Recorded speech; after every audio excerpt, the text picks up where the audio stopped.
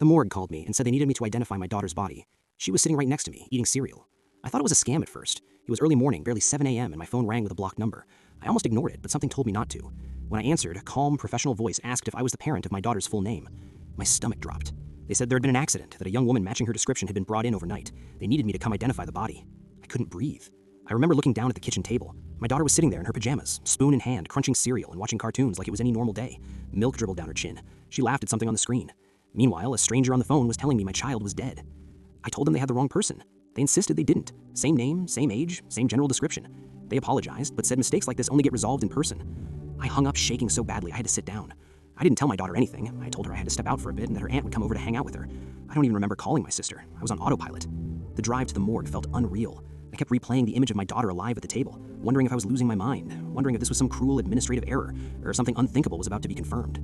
When I arrived, they took me into a small office. The staff was kind, but serious. They showed me the paperwork. That's when I saw it. The ID number didn't match. The middle name was different. The birthday was off by 1 year. Another girl had the same first and last name as my daughter. She had passed away in a late-night accident. I never had to see the body.